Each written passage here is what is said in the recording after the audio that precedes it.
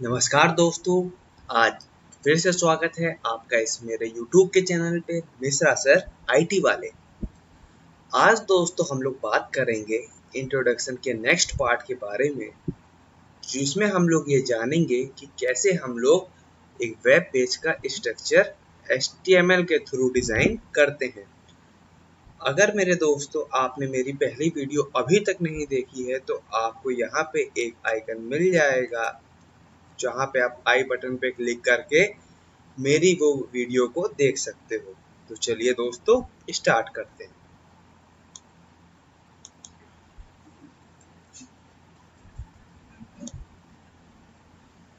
तो दोस्तों आप लोग ये जानो कि जब भी हम लोग वेब पेज को डिज़ाइन करते हैं तो उसके लिए जो हमारा सबसे पहला टैग होता है वो होता है HTML। अब दोस्तों इसका काम क्या होता है, तो ये एक प्रकार का मार्कअप लैंग्वेज, ये एक प्रकार की ऐसी मार्कअप लैंग्वेज होती है जो कि यूज करी जाती है ब्राउज़र के द्वारा, which is used by the browser. और किस लिए यूज करी जाती है? टेक्स्ट को बदलने के लिए, उसमें हेरा फेरी, उसमें कुछ चेंजमेंट करने के लिए, ठीक है, यानी कि उस टेक्स्ट में मैनिपुलेट करने के लिए, ठीक है। और क्या क्या कर सकते हैं? इमेजेस कर सकते हैं, वीडियो कर सकते हैं, ऑडियो कर सकते हैं, और भी कई तरीके की चीजें हम इसमें चेंजमेंट कर सकते हैं, ठीक है। और ये सारे क्या आते हैं कंटेंट्स में, to display it in required format. चलिए दोस्तों, ये तो बात हो गई हमारे नोट्स की। अब हम इसको एक बार और समझते हैं, ठीक है। तो जो हमारा HTML का ओपन टैग होता है वो क्या होता है? वो होता है एक मार्कअप लैंग्वेज जो कि यूज करा जाता है ब्राउज़र के द्वारा। किसके लिए? टेक्स्ट को मैनिपुलेट करने के लिए। और किन तरीके की चीज़ों के लिए? इमेजेस के लिए, वीडियोस के लिए, ऑडियो के लिए।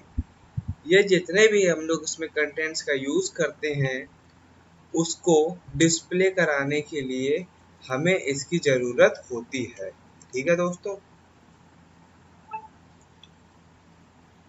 क्लियर है इतनी बात? अब दोस्तों हम लोग इसी में बात करते हैं, थोड़ा सा डीपली पढ़ते हैं कि टैग्स इन HTML, ठीक है। इसको हम लोग एक थोड़ा सा जान लेते हैं कि ये क्या होता है HTML के पार्ट में। तो टैग्स जो हैं वो, सबसे पहले मैं आपके नोट्स डिजाइन कर देता हूँ ताकि आप लोग की चीज़ें अच्छे से क्लियर हो, तब फिर मैं उसको आप लोगों को अच्छे से समझा दूंगा।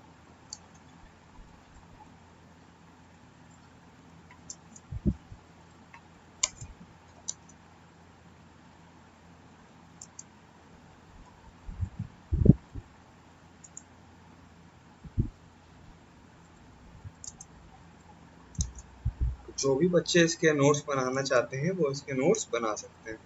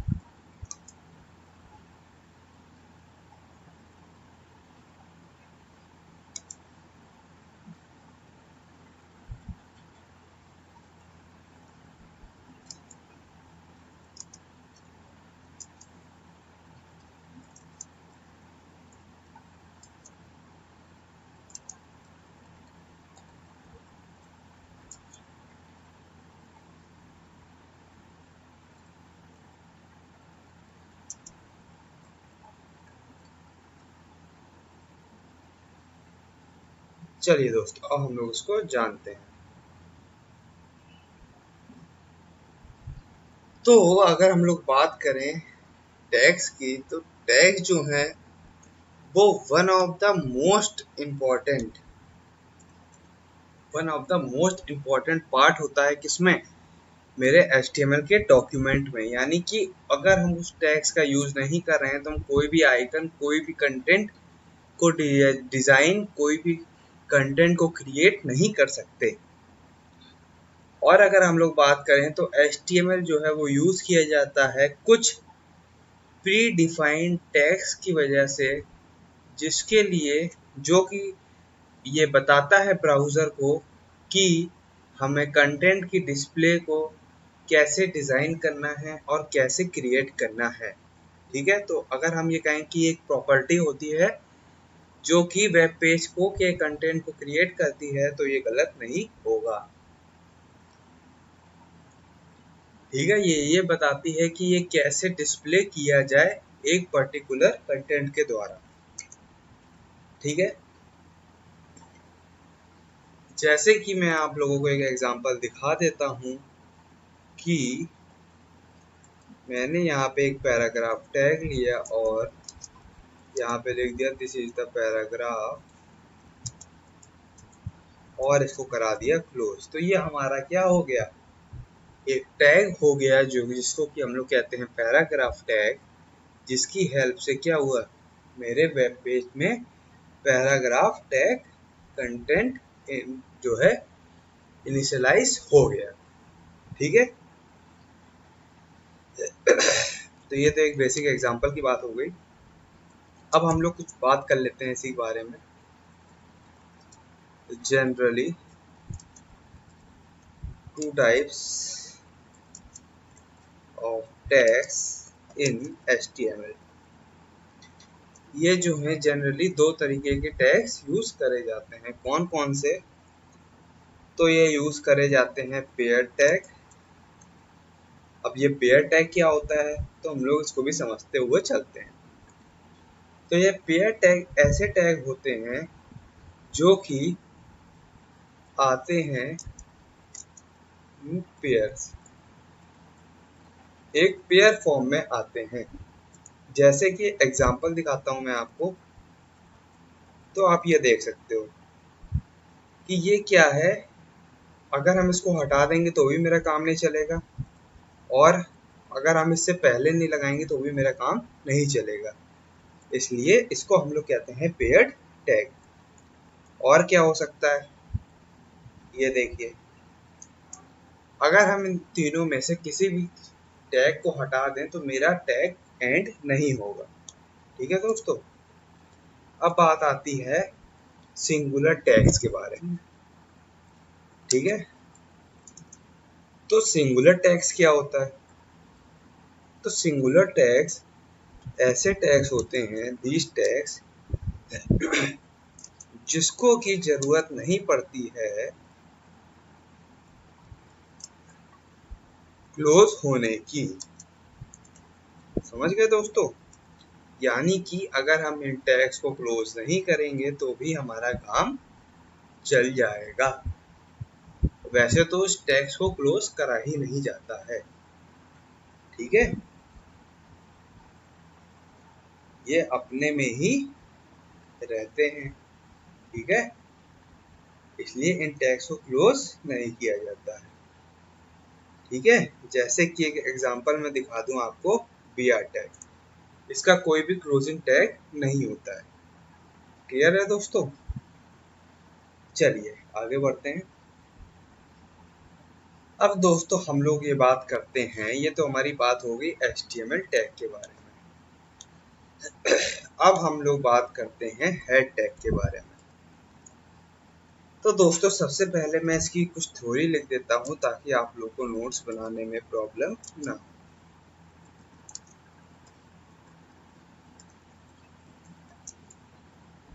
अगर मैं चाहूँ दोस्तों तो मैं आप लोगों को आसानी से PPT से पढ़ा के जल्दी से जल्दी ख़त्म कर सकता हूँ और मैं अपना भी टाइम बचा सकता हूँ। बट मेरे दोस्तों, मैं एज IT कंपनी में काम करता हूँ तो मुझे इस बात का अच्छे से पता है कि अगर आप लोगों को कॉन्सेप्ट्स क्लियर नहीं होंगे तो आप लोग का पढ़ने का कोई भी फायदा नहीं है। इसलिए जब मैं इन चीज़ों को टाइप करता हूँ तो आप लोग भी इन टैग्स को पढ़ते हो, जो भी मैं इसमें कंटेंट लिखता हूँ आप लोग उसको पढ़ते हो और चीज़ों को समझते हो।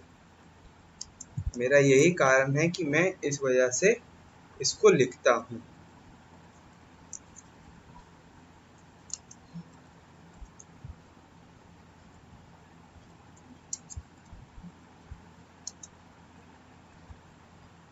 चलिए दोस्तों, अब हमारा काम है हेड टैग का। तो हेड टैग का काम क्या होता है? इसका काम ये होता है कि ऐसी चीज़ों को, ऐसी इंफॉर्मेशन को कंटेन करना, यानी कि अपने में रखना, जो कि HTML डॉक्यूमेंट्स के लिए इंफॉर्मेटिव वे में हो, यानी कि उनकी ज़रूरत बहुत ज़्यादा हो, यानी कि एक टाइटल शो हो जाए जिसकी हेल्प से मुझे उस पूरे पेज का एक मीनिंगफुल सेंटेंस मिल सके। ठीक है दोस्तों, अगर हम लोग बात करते हैं एग्जाम्पल की, तो जैसे कह सकते हैं कि टाइटल ऑफ द पेज, है ना। अगर हम पेज की बात करें तो हम ये कह सकते हैं कि जो भी हम अपने पेज का टाइटल क्रिएट करते हैं तो वो हेड के अंदर ही करते हैं। और अगर हम लोग बात करें कि अगर हमें HTML का वर्जन बताना होगा तो भी हम लोग किसके में बताएंगे? HTML में ही, हेड में ही बताएंगे। ठीक है। और क्या कर सकते हैं? मेटा डेटा एक होता है, आपने सुना होगा UTF-8, है ना दोस्तों। तो ये UTF-8 को जो है डिसाइड करता है। ठीक है। अगर आप लोग पूछो कि ये UTF-8 क्या होता है और इसका फुल फॉर्म क्या होता है, तो दोस्तों UTF-8 का फुल फॉर्म होता है Unicode standard, Unicode standard covers. ठीक है। और अगर हम लोग बात करें कि इसको हम लोग और क्या कह सकते हैं, तो इसको हम लोग और कह सकते हैं एनकोडिंग सिस्टम। ठीक है दोस्तों, इतनी बात क्लियर है। तो हम लोग UTF-8 का यूज क्यों करते हैं? इसका जो है आजकल प्री बिल्ड फंक्शन चल रहा है HTML5 में। ठीक है। इस वजह से हम लोग इसका यूज करते ही हैं। और मैं आपको एक इसका फुल फॉर्म बता देता हूँ। ठीक है। क्या होता है? Unicode transformation format. ठीक है। अब जब बात छिड़ी गई है तो मैं इसको थोड़ा सा डीपली में बता देता हूँ कि इसका काम क्या होता है। Several types of Unicode character encoding, यानी कि जो भी मेरे सेवरल टाइप्स होते हैं यूनिकोड करने के। ठीक है। जो भी हम लोग कैरेक्टर्स में एनकोडिंग करते हैं तो उसको कई तरीके होते हैं, तो उसी प्रकार का एक तरीका है क्या? मेरा UTF-8। ठीक है दोस्तों। और ऐसे कौन कौन से तरीके होते हैं तो इसके बारे में भी थोड़ा सा जान लेते हैं। हो सकता है कि आपसे ये चीज पूछी जाए। तो क्या होता है UTF-7, UTF-8,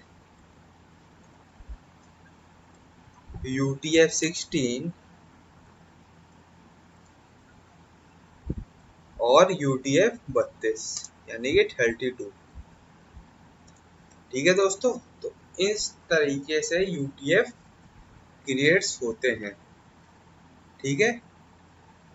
तो आई होप आप लोगों को ये सारी चीजें क्लियर होंगी। तो अब हम लोग बात करते हैं उसी में आगे बढ़ते हुए बॉडी के बारे में, बॉडी टैग के बारे में। तो दोस्तों इसका काम होता है कि जो भी हमारा एवरीथिंग एवरीथिंग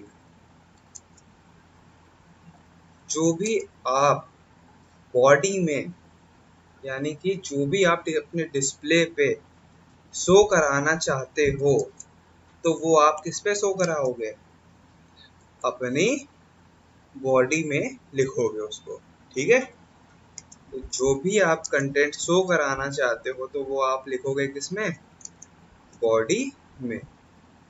ठीक है, और ये सबसे ज्यादा इम्पोर्टेंट टैग होता है। तो ये तो बात मैंने कर ली आप लोगों से HTML के स्ट्रक्चर के बारे में। अच्छा, इसमें हम लोग एक चीज भूल रहे हैं, चलिए अब हम लोग उसको भी देख लेते हैं। ये आप लोगों को कोई भी डिस्क्राइब नहीं करेगा, बट मैं करता हूँ। क्या डॉक टाइप HTML, ये आप लोगों ने देखा होगा, है ना? इसका काम क्या होता है? ये भी एक प्रकार का टैग होता है। ठीक है, इसका यूज किया जाता है ये बताने के लिए टेस्ट द HTML वर्जन, यानी कि जब भी आप लोगों को HTML का वर्जन डिस्क्राइब करना होता है, HTML का वर्जन जानना होता है, तो आप किसका यूज करते हो? डॉक टाइप HTML का। ठीक है, this currently tells the version is HTML5। और अगर हम लोग बात करें लेटेस्ट वर्जन की, तो ये बताएगा कि इस समय HTML5 जो है वो मेरा लेटेस्ट वर्जन है। तो ये तो बात हो गई थ्योरेटिकली। ठीक है, अब हम लोग सबसे इम्पोर्टेंट बात करते हैं, जो कि है कि कैसे हम लोग अपने स्ट्रक्चर को डिज़ाइन करेंगे। तो इसके लिए सबसे पहला काम है हमारा HTML पेज को लिखना।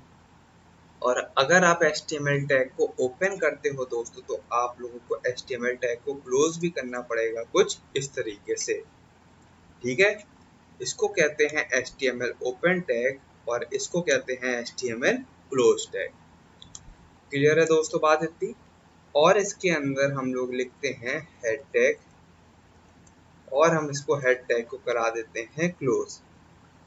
जैसे कि मैंने आप लोगों को ये बताया कि हेड टैग का यूज हम लोग करते हैं अपने वेबसाइट को टाइटल को डिजाइन करने के लिए। ठीक है, तो इसके लिए हम लोग लिख देते हैं टाइटल, और हम करा देते हैं टाइटल को क्लोज। ठीक है दोस्तों, और इसके अंदर दोस्तों हम जो भी लिखेंगे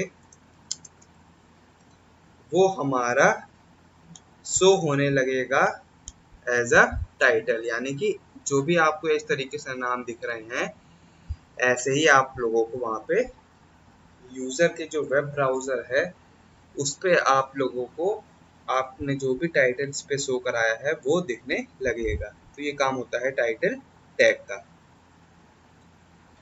और जब हेड टैग क्लोज होता है तो मेरा स्टार्ट होता है बॉडी टैग का। ठीक है दोस्तों, और इसके बाद लास्ट में आप यूज करते हो HTML क्लोज का। ठीक है, तो इसी के अंदर आप ध्यान रखिएगा कि हम यूज करते हैं HTML के अंदर हेड टैग का, और उसके बाद हम लोग यूज करते हैं बॉडी टैग का। ठीक है दोस्तों, और फिर लास्ट में हम लोग HTML को क्लोज कर देते हैं। ठीक है, तो आई होप आप लोगों को ये सारे कॉन्सेप्ट्स क्लियर होंगे। अब हम लोग इसी में कुछ और भी बात कर लेते हैं, कुछ इम्पोर्टेंट डेफिनेशंस के बारे में, जो कि है HTML की। तो अगर हम HTML के ओपन टैग की बात करें दोस्तों, तो इसको हम लोग कहते हैं this is called HTML root element. और दोस्तों इसको हम लोग यूज करते हैं use to wrap all the code. Code को डिजाइन करने के लिए हम लोग इसका यूज करते हैं HTML के ओपन टैग का। ठीक है, क्लियर है दोस्तों बात इतनी? यहाँ तक कोई भी दिक्कत? ठीक है, अगर हम लोग बात करें कि ये एक ऐसी रूट है जो कि काम किसका करती है, कोड के ऊपर एक चादर बिछाने का काम करती है। ठीक है दोस्तों, तो अब इसी में हम लोग ये जानते हैं। इसके बाद हेड टैग में एक इम्पॉर्टेंट बात जो कि है head tag contains Meta data, यानी कि हेड टैग का काम क्या होता है, मेटा डेटा को कंटेन करना। ठीक है, और किसको कंटेन करना, तो टाइटल को कंटेन करना। और किसको कंटेन करना, तो जो हम पेज बना रहे हैं उसको कंटेन करना। और किसको कंटेन करना, तो जो हम CSS लिखते हैं यानी कि कास्केडिंग स्टाइल शीट लिखते हैं उसको कंटेन करना। ठीक है, और दोस्तों मैं आप लोगों को एक बात बताता हूँ जो कि आप लोगों को नहीं पता होगी, वो क्या है कि all the HTML elements that can be used inside the head element,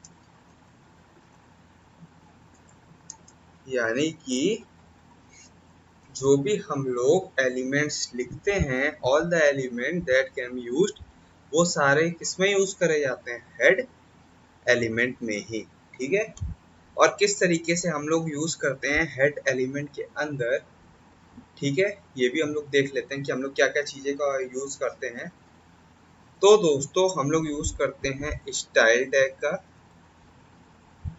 ठीक है,